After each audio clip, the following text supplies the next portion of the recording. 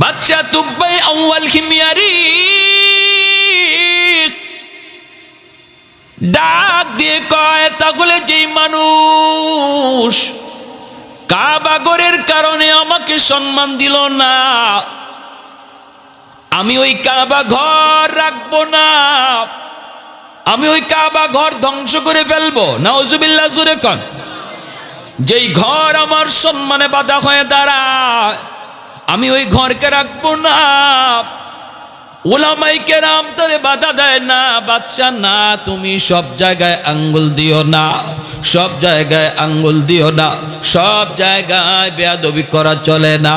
আল্লাহ পাক সব বেয়াদবি মানে, আল্লাহ পাক কোনো বেয়াদবি আল্লাহ সহ্য করে, কিন্তু কিছু কিছু বেয়াদবি আল্লাহ সহ্য করে না। তুমি আল্লাহর ঘরে হাত দিয়ে দিবা, আর আল্লাহ বুঝি চায় চায় দেখবি না রে বাদশাহ, এমনটা তুমি কইরো না। যদি তুমি করো তাহলে আমরা কিছু জানি না, কি হয় তাও বলতে পারি না। বাদশাহ কই না, আমি এই ঘর রাখবো না, এই ঘর আমি নিজের হাতে ভেঙে ফেলবো। এই বইলা ভিতরে অনেক গোসা নিয়া সামনের দিকে আগাইতে লাগলো। উলামায়ে কেরাম বাধা দিল, বাদশাহ বাধা মানলো না। এখনই ভালো করে বুঝেন, উলামায়ে কেরাম তারা যে বাদশারে বাধা দিছিল, এটা কি বাদশার ক্ষতির জন্য নাকি লাভের জন্য? তার ক্ষতির জন্য না ভালোর জন্য? ভালোর জন্য। বুঝে নাই বাদশাহ, বুঝে নাই, এই বুঝতার নাই। সে মনে করেছে না উলামায়ে কেরাম আমার ভালো চায় না, অথচ উলামায়ে কেরাম ভালো করে জানতেন এত বড় বেয়াদবি আল্লাহ সইবে না, ঠিক না? গজব নেমে আসবে, আল্লাহর পাকড়াও থেকে বাঁচা যাবে না, যাবে না। উলামায়ে কেরাম বুঝতে পারছেন বিদায় তারে বারবার নিষেধ করেছেন, এরপরও সে নিষেধ মানল না। আল্লাহর ঘর বাইতুল্লাহর পাশেই চলে আসলো বিশাল সৈন্যবহর নিয়া। উলামায়ে কেরাম বাধা দেয়, এরপরও বাধা মানে না। যেই মাত্র আল্লাহর ঘরের মধ্যে হাত দিয়া দেয়, খারাপ উদ্দেশ্য নিয়ে আল্লাহর ঘরে হাত দেয়। বলুন তো, আমার আপনার ঘর যদি কেউ ভাঙতে আয়, আমি কি চায়া চায়া দেখবো? হ্যাঁ, ঘরের মালিকের সামনে ঘর ভাঙবে আর মালিকে চায় চায় দেখবো? সাথে সাথে তার নাক মুখ দিয়ে রক্ত ঝরতে শুরু হলো, ধপার দিয়া মাটিতে পড়ে গেল, নাক মুখ দিয়া ফিনকি দিয়া রক্ত বের হতে লাগলো। আর প্রাণ যায় যায় যায় যায় ছটফট করতেছি, জমিনে পইরাইবার বুঝতে পারছি, হায় রে আমি কোথায় হাত দিলাম। আমি তো উলামায়ে কেরামের বাধা মানলাম না, আমি তো তাদের বাধা নামাই না। মস্ত বড় ভুল করে ফেলেছি, মস্ত বড় ভুল করে ফেলেছি। এখন কই হুজুর আমাকে তাড়াতাড়ি তওবা করান, আমি অপরাধ করে ফেলেছি, অন্যায় করে ফেলেছি, আমি তওবা করতে চাই, তওবা করতে চাই। আমি এই ঘরের মর্যাদা বুঝি নাই, এই ঘরের সম্মান আমি বুঝি নাই, এই ঘরের ইজ্জত আমি বুঝি নাই। আমাকে একটু সময় দাও, আমাকে একটু সময় দাও। উলামায়ে কেরাম তখন কয়, তুমি তাড়াতাড়ি করে আল্লাহর ঘরে আবার ভালো নিয়তে হাত দাও, হাত দিয়ে তওবা করো। কারণ আল্লাহর ঘরে তওবার নিয়তে কেউ যদি হাত দিয়ে তওবা করে, আল্লাহ পাক মুহূর্তের ভিতরে তার তওবা কবুল করে নেয়। এখনো সৌদি আরবের জমিনে মানুষগুলি যখন তওবার নিয়তে ঘর থেকে বের হয় রে যুবক, সন্তানকে সাথে নিয়ে বের হয়, গরু ছাগল পর্যন্ত কেউ নিয়ে আসে, পশু পাখিটা পর্যন্ত নিয়ে আসতো আগের জমানায়। এখনকার সময় মানুষ বাচ্চাগুলির সাথে নিয়ে বাইতুল্লাহ চলে আসে। বাবাও আল্লাহর ঘরে হাত দেয়, ছোট্ট বাচ্চাটারাও আল্লাহর ঘরে হাত লাগায়, মাও হাত দেয়, বাচ্চাটাও হাত দেয়। বাবা চোখের পানি জড়ায় কান্দে, শিশু বাচ্চাটাও বাপ মার পক্ষ থেকে আমিন আমিন কয়। রব্বুল আলামিনের কুদরতি নজর যখন এই শিশু বাচ্চাটার উপরে পড়ে, অবুঝ নিষ্পাপ বাচ্চাটার যখন আমিন বলা আল্লাহ পাক কুদরতি কানে শুনে, সাথে সাথে বাপ মার তওবা আল্লাহ কবুল করে নেয়। এজন্য ভাইরা আমার, একটু দিলের কান দিয়া কথাগুলি শুনো রে যুবক। যেই মাত্র উলামায়ে কেরাম কয় আল্লাহর ঘরে হাত দিয়া তুমি তওবা করে নাও, যেই মাত্র সে আল্লাহর ঘরে হাত লাগায়া চোখের পানি জরে কান্না শুরু করলো, আল্লাহ পাক তার তওবাকে কবুল করে নিল। মুহূর্তের ভিতরে রক্ত পড়া বন্ধ হয়ে সুস্থ হয়ে গেল। এই ক্ষমতা আল্লাহর আছে না নাই? আর একটু জোরে কোন আছে না নাই? আত্তাইবু মিনাজ যামবি কামান লা যামবালা। মায়ার নবী দয়ার নবী বলেন, তওবাকারীর তওবা এমন ভাবে আল্লাহ কবুল করে নেয় যেন তার আমল নামায় কোনো গুনাহ নেই, কোনো গুনাহ আল্লাহ রাখে না। এমন কি শুধু গুনাহ রাখে না তা না, ওই গুনার জায়গাটা আল্লাহ পাক মোচন করার পর এই গুনাহটারে নেকি দ্বারা আল্লাহ পাক বদলায় দেয়। ইল্লা মান তাবা ওয়া আমানা ওয়া আমিলা আমালান সালিহা ফাউলাইকা ইউবাদদিলুল্লাহু সাইয়্যাতিহিম হাসানাত। রব্বুল আলামিন তিনি গুনাহগুলির নেকি দ্বারা পাল্টায় দেন। এজন্য তওবাকারী তওবা করার আগে সে তার নাম লেখা থাকে গুনাহগারের খাতায়, আর তওবার সাথে সাথে নাম লেখা হয় আল্লাহর ওলির খাতায়। এখানে আমরা যারা এসেছি আল্লাহর গোলাম, তওবার নিয়তে যদি বসতে পারি রে যুবক, বসার আগে আমি ছিলাম গুনাহগার, আর তওবার নিয়ত করার সাথে সাথে যদি আল্লাহ কবুল করে নেয় আমার নাম লেখা হবে ওলির খাতায়। তওবা করতে মুখ ফুটায়া কথা বলতে লাগে না, তওবা করতে এমপির কাছেও যাওয়া লাগে না, তওবা করতে মন্ত্রীর কাছে যাইতে হয় না, তওবা করতে ইমাম সাহেবের হাতও ধরা লাগে না, তওবা করতে টাকা পয়সা খরচ করা লাগে না, তওবা করতে মুখ দিয়া নিজের অপরাধের কথা কাউরে শুনাইতে হয় না। তওবা করতে শুধু দিলটার প্রয়োজন, দিল। এখানে বসে বসে যদি কেউ দিলে দিলে কই মালিক এতদিন যে অন্যায় করেছি আর করবো না, আল্লাহ এতদিন যা ভুল করেছি আর ভুল করবো না, আর জীবনে নামাজ ছাড়বো না। চোখের সামনে কত বন্ধু কবরে চলে গেল, কত বন্ধু কবরে চলে গেল, কত খেলার সাথে কবরে চলে গেল, কত পাশে দোকানদার প্রতিবেশী কবরে গেল। কোন দিন জানি আমার ডাক চলে আসে গো মালিক, জানি না। আল্লাহ এই মাহফিল আমার জীবনের শেষ মাহফিল কিনা তাও জানি না, আজ রাত আমার জীবনের শেষ রাত কিনা তাও জানি না, তাও জানি না। ভাইরে এরকম ভাবে একবার বিবারিয়া বয়ান করতেছি, বয়ান শুনতেছে আল্লাহর একজন বান্দা মুরব্বী মানুষ বয়ান শুনতেছে, আমার চোখের সামনে আমি দেখতেছি সবাই কাঁদতেছে। জান্নাত জাহান্নামের আলোচনা হচ্ছিল, একজন বৃদ্ধ মানুষ কাঁদতেছে দেখলাম। কান্না করার ভিতরে সে পেট ব্যথা কয়া জমিনে পড়া গেছে।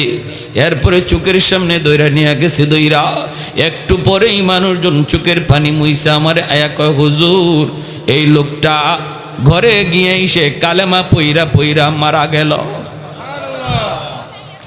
এজন্য জানি না রে আল্লাহর গোলাম, এই বর্ষাটাই জীবনের শেষ বর্ষা কিনা, আগামী বছর এই সিজন হায়াতে আছে কিনা কেউ জানি না। রজব মাস শুরু হয়ে গেল, সামনে শাবান, তারপরে রমজান। যেই মাস শুরু হলে পরে আল্লাহর নবী বেশি বেশি করে দোয়া পড়তেন, আল্লাহুম্মা বারিক লানা ফি রজব ওয়া শাবান ওয়া বাল্লিগনা রমাদান। আল্লাহ রজব শাবানে তুমি বরকত দাও, আল্লাহ তুমি রমজান পর্যন্ত আমার হায়াত বাড়ায় দাও। জানি না আমার আপনার হায়াত রমজান পর্যন্ত আছে কিনা নাই। ভাইরা এতটুকু মনে কইরা দিলটারে নরম কইরা যেই মানুষটা দিলে দিলে তওবা কইরা কই বললা আর জীবনে নামাজ ছাড়মু না, আর হারাম পথে চলমু না, আল্লাহ পাক তার দিলের ভাষাটা বুঝা বসার আগে যার নাম ছিল গুনাহগারের খাতায়, এই তওবা করার সাথে সাথে নাম উঠায় দেয় অলির খাতায়। এজন্য দুনিয়ার সমস্ত কাজে সময় লাগে রে, সময় লাগে না শুধু এক কাজে, সেটা হলো আল্লাহর অলি হওয়া। আল্লাহর অলি হইতে সময় লাগে না। আল্লাহু আকবার, জোরে বলেন। আহাদুল লাইসা কামিসলি সামাদুল লাইসা কাফাদলি লিমানিল মুলকু তুগুই তু সাজাওয়ার খুদাই তো খুদা বন্দে আমি নি তো খুদা বন্দে সারি তো খুদা বন্দে জমিনি তো খুদা বন্দে সমাই তো রহিমি তো করিমি তো সমিঈ তো বসিরি তো মুইদ্দি তো মুদিল্লি তো মালিকিল আরশি বজাই বরি আজ খুরদন ও খুফতন বরি আজ তোহমতে মরদন বরি আজ বিম উমিদি বরি আজ রঞ্জ বালাই জুরাকান আল্লাহু আকবার। ভাইয়ের আমার, তওবা কবুল হয়ে গেল বাদশা। তুব্বাই আউয়াল হিময়ারি সুস্থ হয়ে গেল। এইবার সে সুস্থ হয়ে বলতেছে, উলামায়ে কেরাম, যেই গরির এত দাম, যেই গরির এত সম্মান, যেই ঘরের সাথে আমি বেয়াদবি করতে চেয়েছিলাম, আমার বুঝ হয়ে গেছে এই ঘর কত দামি। আমি এই ঘরের একটু খেদমত করতে চাই, অল্প কিছু খেদমত করতে চাই, যদি আপনারা অনুমতি দেন। উলামায়ে কেরাম তখন বলে, তুমি কি খেদমত করতে চাও? কই, আমি আল্লাহর ঘর খানায়ে কাবায় গিলাফ লাগাইতে চাই। নবীর জন্মের 1000 বছর আগে আল্লাহর ঘরের সর্বপ্রথম গিলাফ লাগানো হয়। সেই গিলাফের ধারাবাহিকতা আজও আছে। এর আগে গিলাফ লাগানোর সিস্টেম ছিল না। সর্বপ্রথম তুব্বাই আউয়াল হিময়ারি ইয়ামেনের বাদশা নবীর জন্মের 1000 বছর আগে খানায়ে কাবায় গিলাফ পরা। এরপরে বাদশাহ উলামায়ে কেরাম, আমি ওই মদিনা নগরী দেখব, যেই মদিনা নগরীতে প্রাণের নবী, আখির নবী, রহমতের নবী হিজরত করবে। তখন তো মদিনা নগরী হয় নাই, মদিনায় কোনো ঘর নাই, মদিনায় কোনো বাড়ি নাই, মদিনা নগরীর কোনো অস্তিত্ব নাই। এরপর সে বলে, আমি মদিনা দেখব, মদিনা দেখব। উলামায়ে কেরাম কই, সফর শুরু করে দাও। মদিনা নগরী কেমন হবে, এই মদিনা নগরীর চারপাশে কেমন হবে, মদিনার আবহাওয়া কেমন হবে, মদিনা যাওয়ার পথটা কেমন হবে, এর পুরাপুরি বিবরণ আল্লাহ পাক তাওরাত কিতাবের ভিতরে উল্লেখ করেছেন। যেই পথ দিয়ে তারা হাঁটতে শুরু করলো, সেই পথের কন্ডিশন উলামায়ে কেরাম তারা তাওরাত কিতাব পড়ে আর উল্টায়, আর তারা কন্ডিশন মিলায়। মিলাইতে মিলাইতে একটা রাস্তা তারা পেয়ে গেল। পায়া বলতেছে, এই রাস্তার কন্ডিশনে কয়, এই রাস্তাটাই হবে মায়ার নবীর হিজরতের রাস্তা। সুবহানাল্লাহ, জোরে কোন। আমার নবীর শুধু জীবনী আল্লাহ পাক আগের কিতাবে উল্লেখ করেছেন, বিষয়টা এমন নয়। এ যুবক, তোমার আমার নবীর কোন রাস্তা দিয়ে নবী হিজরত করবে, রাস্তার ফাঁস কেমন হবে, রাস্তার দৈর্ঘ্য কেমন হবে, রাস্তার কন্ডিশন কেমন হবে, কতদূর সোজা যাবে, কতদূর বাঁকা যাবে, এই বিবরণটা পর্যন্ত আল্লাহ পাক আগেকার নবীদের কিতাবে আল্লাহ উল্লেখ করেছেন। সুবহানাল্লাহ, কত বড় নবী, কত বড় নবী। এজন্যই নবী বলে, আনা সাইয়্যিদুল আম্বিয়া ওয়া উম্মতি আফজালুল উমাম, আমি সমস্ত নবীদের মধ্যে শ্রেষ্ঠ নবী, আর আমার উম্মত হলো সকল উম্মতের ভিতরে শ্রেষ্ঠ উম্মত। কষ্ট লাগে আজকে আমার জন্য, আজকে ওই নবীর উম্মতগুলি তারা নবীর আদর্শ ভুইলা, নবীর তরিকা ভুইলা, নবীর নমুনা চাইরা, নবীর রং ভুইলা অন্য রং আমদানি করে, অন্য কালচার আমদানি করে, নিজের সুরতটারে বিজাতীয়দের মতো প্রেজেন্ট করে, রিপ্রেজেন্ট করে। অথচ কষ্ট লাগে রে যুবক, তুমি তো নবীর উম্মত হিসাবে ফখর করার কথা, ঠিক কি না? আমি আমার নবীর উম্মত, আমি শ্রেষ্ঠ নবীর উম্মত, ওই নবীর উম্মত যেই নবীর বিবরণ আল্লাহ ইনজিল কিতাবে দিয়েছেন, যেই নবীর শুধু বিবরণ না, নবীর জন্ম কোথায় হবে, নবীর জন্মের পর হিজরত কোথায় করবেন, হিজরতের রাস্তা কেমন হবে, হিজরতের নগরীটা কেমন হবে, আবহাওয়া কেমন হবে, রাস্তার কন্ডিশন কেমন হবে, যার প্রতিটা কদমে কদমে বিবরণ আল্লাহ পাক আগেকার সমস্ত নবীদের কিতাবে আল্লাহ উল্লেখ করেছেন। আমি সেই নবীর গর্বিত উম্মত। এটা আমার গর্বের বিষয়। আমি আমার নবীর রংটারে গর্বের বিষয় বলা দরকার ছিল, গর্ব কইরা বলা দরকার ছিল, এতে করে আল্লাহ আমার উপর খুশি হয়ে যাইতেন, আল্লাহ খুশি হয়ে যাইতেন, আর এত সমস্যা আমাদের থাকতো না। সব সমস্যার সমাধান করতেন কে? আল্লাহ যদি খুশি হয়ে থাকতেন, আল্লাহ যদি আমাদের থেকে মুখ ফিরে না রাখতেন, তাহলে নাফ নদীর পানি আর মুসলমানের রক্তে লাল হতো না। ঠিক কিনা? আওয়াজ দিয়া বলেন, লাল হতো না। আল্লাহ যদি আমাদের উপরে রাজি থাকতেন। অতএব বর্তমান সময় আমাদের সবচেয়ে বড় করণীয় হলো আল্লাহকে রাজি করা। আল্লাহকে যে নারাজ করেছি, এই নারাজি থেকে আল্লাহকে রাজি করায়া আল্লাহর চেহারা আমাদের দিকে নিয়ে আসা, তাহলে আমাদের কোনো টেনশন নাই। দাঁড়ায় থাকবো ময়দানে একা, পিছন থেকে মারবেন আল্লাহ নিজে। ওমা রামাইতা ইদ রামাইতা ওয়ালাকিন্নাল্লাহ রামা। ঘরের অশান্তি, টেনশন নাই, সমাধান করবেন কে? আল্লাহ। ঘরে বাইরে আজকে মুসলমানের আগুন, একটাই কারণ, আমরা নবীর রং ছেড়ে দিয়েছি। এটাই একটাই কারণ, একমাত্র কারণ। নবীর আদর্শ ছেড়ে দিয়েছি। ব্যবসায় নবীর আদর্শ নাই, চাকরির টেবিলে নবীর আদর্শ নাই, নিজের ব্যক্তি জীবনে নবীর সুরত নাই, মসজিদে যাওয়ার ভিতরে নবীর আদর্শ নাই, বিবাহের অনুষ্ঠানে আমার নবীর আদর্শ নাই, কোনো অনুষ্ঠানই তো নেই, কোনো অনুষ্ঠানেই তো নবীর আদর্শ নেই।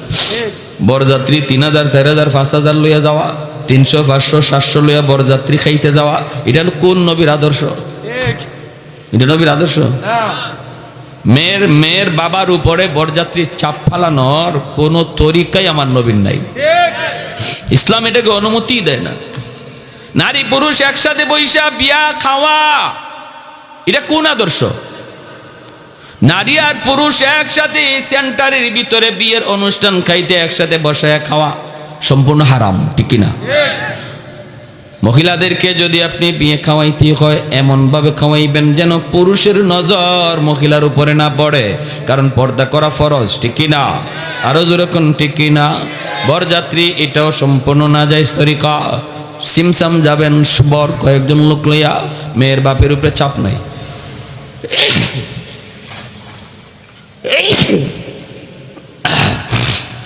বলুন তো, বিয়ের মধ্যে যৌতুক নেওয়া এটা নবীর কত বড় আদর্শ? যৌতুক চিনেন? আপনাদের এলাকায় কি বলে যৌতুক রে? যৌতুক করে না, সিস্টেম ডাইরেক্ট যৌতুক খায় না, গুড়াইয়া খায়। আসেনি না? নাই। ছেলের বাবা নিজে কয় না, বন্ধুরে দিয়ে কওয়ায়। হয় না, ছেলের বাবা তো কিছু চায় না, ছেলেও কিছু চায় না, তবে কিছু না দিলে কেমনে হয়? বর্তমান যুগে তো একটা পালসার মোটরসাইকেল লাগে, একটা কালার টিভি লাগে। ভাত এমনে খায় না, এমনে খায়। বুঝেননি কথা? সোয়াল করা যাবে না, সোয়ালের বাহানাও করা যাবে না। ঠিক না? হ্যাঁ। কোন জায়গাতেই আমরা দেখতেছি, ছোট হোক বড় হোক, কোন জায়গাতেই আমরা দেখতেছি আমার নবীর আদর্শ কি ছিল, এটা আমরা মুসলমান জানার চেষ্টাও করি না, মানিও না। আমাদের মতো হুজুররারে বসায়, যদি চেয়ার টেবিলে বসায় যদি খাওয়াইতে চান আপনারা, তাহলে আপনারা যে কেমনে খান এটা আমাদের বুঝেই ধরে না। অনেক সময় বলি যে কেন চেয়ার টেবিলে বৈশা খাওয়া কি এটা নবীর সুন্নত তরিকা? দস্তরখানা বিষয়ে সমান জায়গায় খাওয়া। ওলামায়ে কেরামরাই যদি সাধারণ মানুষ চেয়ার টেবিলে বসে খাওয়াবার চিন্তা করে, তাহলে তারা যে দস্তরখানায় বৈশা খানা খাইতে হয়, মনে হয় এটা ভুলেই গেছে, এটা জানেই না।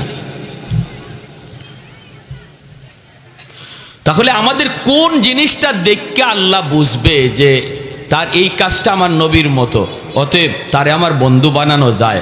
আমার বন্ধুর নমুনা যেহেতু পাওয়া গেছে, তারে বন্ধু বানানো যায়, আমি তার পাশে থাকবো। আমাদের জীবনে এমন কোন আমলটা আছে যেটা আমরা আল্লাহরে দেখাবো? বলেন কোনটা দেখাবো? তাহলে কেন এত চিল্লাচিল্লি করে আল্লাহ কই তুমি, কই তুমি? মাইরা তো আমারে শেষ করে ফেলাইতেছে, আমার রক্তে তো জমিন লাল হয়ে যাইতেছে। আল্লাহ তোমারে আমি মানি, তুমি কই, কই তুমি কই? আল্লাহ তো আছে ঠিকই, কিন্তু চায় না। একটা উদাহরণ দিই। দুই বন্ধু, খুব ঘনিষ্ঠ বন্ধু, একজন আরেকজনের ছাড়া চলে না, খায় না, ঘুমায় না। এখন এই এলাকায় একজন ভালো বক্তা আসছেন, ইনি বয়ান করবেন। তো ওই অবস্থার মধ্যে এক বন্ধু অসুস্থ, সে বলতেছে দোস্ত আমি অসুস্থ, আমি যাইতে পারি না। দোস্ত এক কাজ করো, তুমি হুজুরে ওয়াজটা রেকর্ড করে আইনো মোবাইলে, আমি তোমার এমবির টাকা দিয়ে দিতেছি, নাও তোমাকে এমবির টাকা দিলাম, যাতায়াত খরচ আসা যাওয়ার খরচ বাবদ 500 টাকা দিলাম, তুমি যাতায়াত খরচ দিয়া ওয়াজ রেকর্ড কইরাও তোমার টাকা থাকবে, যা মন চায় তুমি খাইও। 500 টাকা পুঁজি দিয়ে দোস্ততারে পাঠাইছে মাহফিলে গিয়ে ওয়াজ রেকর্ড করার জন্য। বুঝে আসছে? হেই 500 টাকা পকেটে নিয়ে রওনা দিছে, মাহফিলে আসবে। রাস্তায় পায়া গেছে তার পুরাতন বান্ধবী সকিনা। সকিনায় পাইয়েই যখন চোখের ইশারা দিয়া বইছে, আর কয় কি ব্যাপার এতদিন পরে দেখা, হের তো কলিজায় মুচড় দিয়ে উঠছে। সাথে সাথে রিক্সা থেকে নামলো, নেমেই পাশে গিয়ে রঙ্গের আলাপ ঢঙ্গের আলাপ শুরু হয়েছে, পুরাতন কত কিচ্ছা কাহিনী। এদিকে ওয়াজ শুরু হইয়া হুজুরে বয়ান শেষ, এর খবরই নেই। হঠাৎ করে সকিনায় কয় কি খবর, কিছু খাওয়াইবা না, এতদিন পরে দেখা। কয় হ্যাঁ মিষ্টি নিয়ে আসতেছি। কয় টাকা কই? কয় টাকা আছে পকেটে 500। এই টাকা দিয়া বাজার থেকে মিষ্টি আনছে, আইনা বান্ধবীরে খাওয়াইছে, খাওয়াইয়া টাওয়াইয়া সব। যখন ওয়াজের পথে ওয়াজ শেষ, বয়ানের পথে বয়ান শেষ, হে ওয়াজের মাটিই যাইতে পারে নাই, টাকাও শেষ 500 বান্ধবীর তোলে। এরপরের দিন বন্ধু যখন দেখা হয়েছে, বন্ধু করেছে দোস্ত আমার ওয়াজটা দাও। কয় দোস্ত ইন্না লিল্লাহ, আমি তো ওয়াজের মাঠেই যেতে পারি নাই। কেন? কার কইও না, আমার বান্ধবী লাগাল পেয়ে গেছিল। তারপরে বান্ধবী পাইছে, বান্ধবীর মিষ্টি মাছটা খাওয়াইলাম তোমার টাকা দিয়া। বন্ধুকে তার উপরে খুশি হয়েছে না বেজার? খালি বেজার না বেশি বেজার? কি কইতেছে শুনবেন? কইতেছে দোস্ত তুই তোর বান্ধবীর সাথে কথা কইতি, কিন্তু আমার মূল ডিউটিটা তুই ঠিক রাখতি। ডিউটি ছিল ওয়াজ রেকর্ড করা। তুই ওয়াজটা রেকর্ড করতি, পুঁজি দিলাম আমি, আমার পুঁজি দিয়ে তুই গেলি, আমার পুঁজি দিয়ে আসলি, মাঝখানে আমার ডিউটি পালন করলি না, বান্ধবীর তালে পইরা আমার পুঁজি ব্যয় করে দিলি। ঠিক আছে নে, এতটা যখন তুই আমার সাথে করলি, আজ থেকে তোর সাথে আমার কোনো বন্ধুত্ব নাই, তুই তোর পথে চল, আমি আমার পথে চলি। পরের দিনই বাজারে তার দুস্তরে কয়েকজনে ধরে পিটাইতেছে, আর একজনে কয় কেউ সারা জীবন দেখলাম দুস্তরে কেউ কথা বলতে পারে না, তুমি সবার আগে থেকে উপরে পড়ো, বলো যে আমারে মার, এরপরে আমার দুস্তরে আঘাত কর। আজকে তোমার সামনে দুস্তরে পিটাইতেছে, তুমি যদি তার কাছে যাও না, তারে বাঁচাও না? কয় না, আর বাঁচাবাঁচি নাই, এখন যা খাইবার মন চায় আরো খাক। এতদিন মায়ের নিজের গায়ে নিছে, এখন কয় মায়ের আরো খাক, আরো খাওয়া দরকার। এমনটা বলতেছে কেন? একটাই কারণ। ঠিক তেমনি আল্লাহ বলতেছেন বান্দা, দুনিয়াতে আমি আল্লাহ তোরে ফুজি দিয়া পাঠাইছি, এই হাতটা আমার দেওয়া ফুজি, চোখটা আমার দেওয়া পুঁজি, পাটা আমার দেওয়া পুঁজি, এই সুস্থ বিবেকটা আমি আল্লাহর দেওয়া পুঁজি। এই পুঁজিটা দিয়ে আমি তোরে পাঠাইছি একটা ডিউটি পালন করার জন্য। সেটা হলো দুনিয়ার প্রতিটা কাজ আমার নবীর রঙে করার চেষ্টা করো, আমার নবীর মতো করার চেষ্টা করো, যদ্দূর পারো করার চেষ্টা করো, আমার হুকুমটা মাইনা চলো, এটা হলো তোমার ডিউটি। এখন দেখা যায় আমার মূল ডিউটি বাদ দিয়া আমার দেওয়া পুঁজি তুমি তোমার মন মতো খরচ করতেছো, তুমি তোমার মন মতো খরচ করতেছো, বান্ধবীর তলে, সকিনার তলে, দুনিয়ার রং তামাশার তলে। এই পুঁজি চোখ ব্যয় করো, আমার দেওয়া পুঁজি হাত ব্যয় করো, আমার দেওয়া পুঁজি পা ব্যয় করো, আমার দেওয়া পুঁজি জেহেন ব্যয় করো। ঠিক আছে নাও, আমার পুঁজি দিয়া যখন ডিউটি করো আরেকজনের, আজ থেকে আমিও তোমার সাথে বন্ধুত্ব ভুলে গেলাম, তুমি তোমার পথে চলো, আমি আল্লাহ আমার পথে। এইবার আমরা মায়ের খাই, আল্লাহ দেখতেছে, যেই আল্লাহ বদরে নিজে মায়ের ফিরাইছে, নিজে মায়ের দিছে, মুসলমান দাঁড়ায় ছিল মাত্র একশনে গেছে আল্লাহ, ওই আল্লাহ আজ আমাদের দিকে তাকায় না, অন্যদিকে তাকায় কয় মায়ের আরো খাও, কারণ আমি আল্লাহর কলিজায় আঘাত দিয়ে দিছি। প্যারে হাজরিন, একমাত্র কারণ এটা আজকে আমাদের মায়ের খাওয়ার। রাসূল করিম সাল্লাল্লাহু আলাইহি ওয়াসাল্লাম কোন রাস্তা দিয়ে হিজরত করেছেন, সেই রাস্তাটা উলামায়ে কেরাম পেয়ে গেলেন। এইবার উলামায়ে কেরাম বলতেছে এই রাস্তা ধরে সামনের দিকে আগাও। সামনের দিকে আগাইতে আগাইতে তারা মদিনা নগরীর কন্ডিশন পেয়ে গেলেন। এমন একটা জায়গার মধ্যে তারা যায় পৌঁছলেন, চতুর্দিকে তারা তাকায় তাকায় তাকায় তারা বুঝে গেছে এই জায়গাটাই হবে একসময় মদিনা নগরী। আল্লাহু আকবার। এই জায়গাটাই হবে মদিনা নগরী। চতুর্দিকে পাহাড়ের কন্ডিশন, আবহাওয়ার কন্ডিশন সব কিছু অবজার্ভ করে তারা বুঝে গেছেন তাওরাত কিতাবের ভিতরে যেই নগরীর কথা আল্লাহ পাক উল্লেখ করেছেন এই সেই মদিনা নগরী। মদিনা নগরী সন্ধান পাইয়া 400 জন আলেম তারা ডাক দিয়া কয়, বাদশাহ জাহাপনা, আমরা মদিনা শরীফের সন্ধান পেয়ে গেছি। এই জায়গাটাই হবে মদিনা, এই জায়গাতেই মায়ার নবী হিজরত করবেন। শুধু তা না, এই মদিনা শরীফেই মায়ার নবী, আখিরি নবী, রহমতের নবী, এই শহরেই তিনি চিরনিদ্রায় শুয়ে থাকবেন। মক্কা তার জন্মভূমি, কিন্তু তার রওজা মক্কায় হবে না, রওজা শরীফ হবে মদিনায়। মদিনার মানুষের সাথেই আখিরি নবী শুয়ে থাকবেন। অতএব আমরা 400 জন আলেম আমরা সিদ্ধান্ত নিয়েছি, আমরাও আর ইয়ামেন ফিরে যাব না। নবী যেই দেশে শুইবেন ওই জায়গায় আমরাও আমাদের কবর বানাতে চাই। আমরা ইয়ামেন যাব না, ইয়ামেন যাব না, আমরা এই এলাকায় থেকে যাব, এখানে আমাদের কবর হবে। আমাদের কবরের উপরের পাশ দিয়া মায়ার নবী হাইটা যাবে, তার পায়ের ধুলাবালিতে আমাদের কবর ধন্য হবে। বাদশাহ কই, তাহলে আমি তোমাদের জন্য 400টা বাড়ি বানায়া দেয়া গেলাম, 400টা ঘর তোমাদের জন্য বানায় দিলাম। আরেকটা ঘর বাদশা মনের মাধুরী দিয়া বানাইল। ওলামায়ে কেরাম কয়, এই ঘরটা তুমি কার জন্য বানাও? কয়, আমি এই ঘরটা বানাইতেছি কার জন্য সেটা চিঠিতে লিখে যাব। আমার মায়ার নবী যখন হিজরত করে মদিনায় আসবেন, ওই দিন মদিনায় নবীর কোনো ঘর থাকবে না। আমি নবীর জন্য জন্মের 1000 বছর আগে মদিনায় ঘর বানায়া গেলাম। এই ঘরের তালা লাগাইয়া, তালার চাবিটা আমি সবের হাতে দিয়া, আর একটা চিঠি লেখা বাদশা ইয়ামেন চলে যায়। 1000 বছর পরে যখন আমার রহমতের নবী দুনিয়ায় আগমন করেন, নবী 40 বছর বয়সে দাওয়াতের কাজ দেন। মক্কার মানুষ মায়ার নবীকে জন্মভূমিতে থাকতে দিল না। নবী হিজরত করে মদিনার দিকে রওনা দেন। ওই অবস্থায় নবী যখন, ভাইরা বন্ধুরা, মসজিদে কুবা, ওই কুবা এলাকায় মায়ার নবী অবস্থান করেন। মদিনার মানুষ নবীকে আগায় আনার জন্য কুবার দিকে যায়, সবাই যায়, সবাই যায়। কিন্তু ওই সময়টাতে ওই চিটিয়ার চাবি আমির সাহেবের বংশের সর্বশেষ যেই মানুষটার হাতে চিটিয়ার চাবিটা এসে পৌঁছে, এই চিটিয়ার চাবি যার হাতে ছিল তার নাম আবু আইয়ুব আনসারী রাদিয়াল্লাহু তাআলা আনহু। যুরাকুন সুবহানাল্লাহ। कौनैन मुख्तार खुदा तुमको बनाया, कौनैन मुख्तार खुदा तुमको बनाया, उम्मत का निगाहबान खुदा तुमको बनाया, उम्मत का निगाहबान खुदा तुमको बनाया। मौला मेरा आका मेरा रहमत की नबी है, तजदार मदीना है तो बाग़े अरबी है, तजदार मदीना है तो बाग़े अरबी है।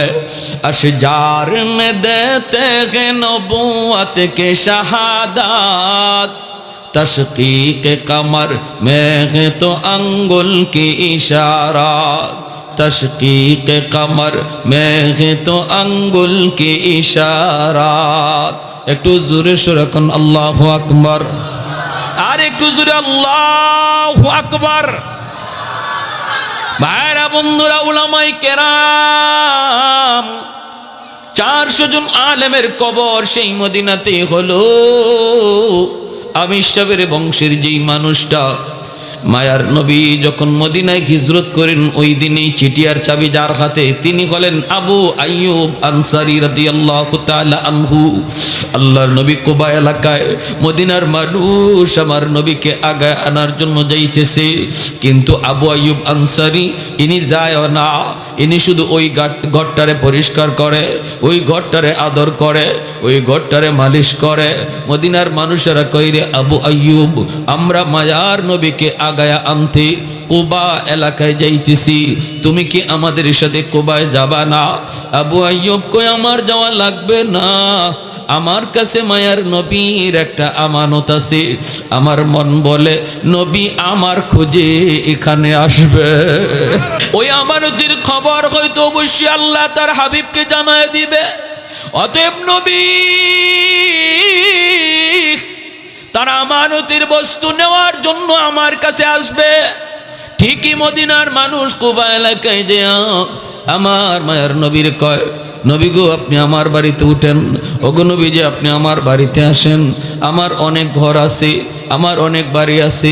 আল্লাহর নবী কয় আমি কার বাড়িতে যাব, কোথায় যায় উঠবো আমি জানি না, জানেন আমার আল্লাহ জানে আমার উটনি। এই বইলা মায়ার নবী উটনির পিঠে উঠে গেলেন। আল্লাহর ইশারায় উটনি চলতেছে, মদিনার অলিগুলি ঘুইরা ঘুইরা ঘুইরা ঘুইরা ওই আবু আইয়ুব আনসারীর বাড়ির সামনে উটনি বসে যায়। সুবহানাল্লাহ। আল্লাহর নবী তিনি উটনির পিঠ থেকে নাইমেই বলেন, আবু আইয়ুব কোথায় আমার চিঠি আর চাবি, আমার হাতে দাও। সুবহানাল্লাহ, আস্তে কইবেন। সাহাবায়ে কেরাম অবাক হলেন, কিসের চিঠি আর চাবি? নবী বলেন দাও। চিঠি খুলছেন, খুললে দেখেন সেই বাদশা লেখছে, নবী গো, ওগো নবী আমি আপনার জন্মের 1000 বছর আগে মদিনার সন্ধান পেয়ে গেছি। যদি আমি বাদশা না হতাম আমিও মদিনায় থেকে যেতাম, কিন্তু বাদশা হওয়ার কারণে দায়িত্বশীল বিদায় দেশে চলে গেলাম। আর মদিনায় হিজরতের পর আপনার একটা ঘর আমি আপনাকে হাদিয়া দিলাম। আপনার জন্মের 1000 বছর আগে আমি ইয়ামেনের বাদশাহ তুব্বাই আউয়াল হিময়ারি আপনার উপর কালেমা পড়ে মুসলমান হয়ে গেলাম। জোরে কোন সুবহানাল্লাহ। সেই নবীর উম্মত আমরা। আমি আমারই চিনি না, আমি আমারই চিনি না। নবীর জন্মের 1000 বছর আগে বাদশাহ নবীর উপরে ঈমান আনয়া মুসলমান হয়, আর আমি নবীর উম্মত হইয়া আজকে আমি আমারে চিনতেছি না, আমি আমার মতো চলতেছি, আমি আমার রঙে চলতেছি, আর আল্লাহ মুখ ফিরে অন্যদিকে বয়ে রয়েছে। ভাইরা, অতএব এই মুহূর্তে তামাম পৃথিবী জুড়ে এক চরম এক অশান্তি কাজ করতেছে, মুসলমানের দিকে ষড়যন্ত্র ধেয়ে আসতেছে ধেয়ে আসতেছে। এই মুহূর্তে আমাদের সবচেয়ে বড় পাওয়ার আর অস্ত্র হলো আল্লাহকে পাশে রাখা।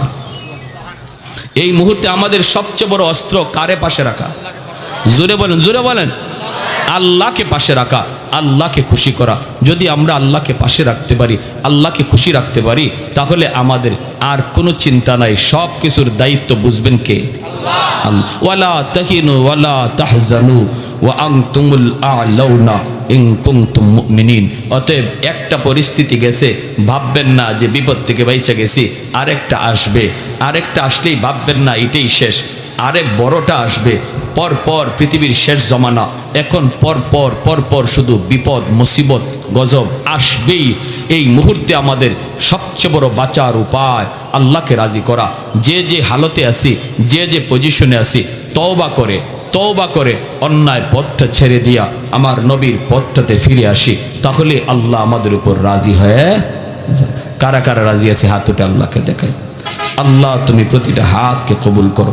জোরে কোন আমিন, আরো জোরে বলি আমিন। ওয়া আখির দাওয়ানা আলহামদুলিল্লাহ।